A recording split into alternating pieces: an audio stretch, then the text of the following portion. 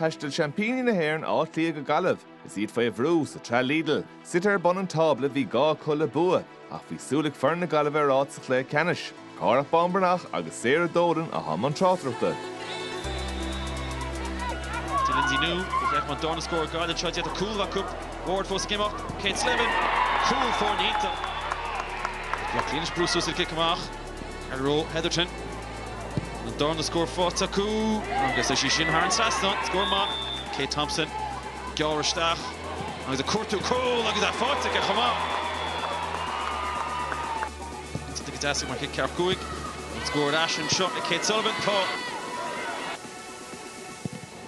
Áth Cliath Sheila Gaillimh, Canchin, agus he puts starts to goal, the Leanne Cone, cool bug.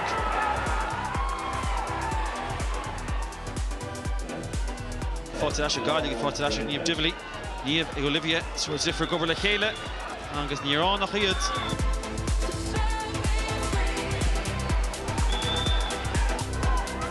Áth Cliath Trúna seachas Kate Sullivan, agus Conn le fáilte ce. Slevin, Gúniger cross at the Dasog. Gúniger score. Ach níos minicí. Score fáilte. Is Connell and Jug Olivia Dively. Ní chuann sí mór on the move. Fád. Sa strike is a post built to the east go north bit the Irish shot. Carrow agus Friena here hall. Con cool fáilte go. Anti Vermudde, Shni Aoife Rourke.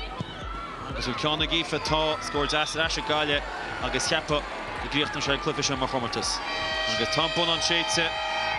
Agus Bua snasta Gaillimh Gaillimh Bishop Ansauce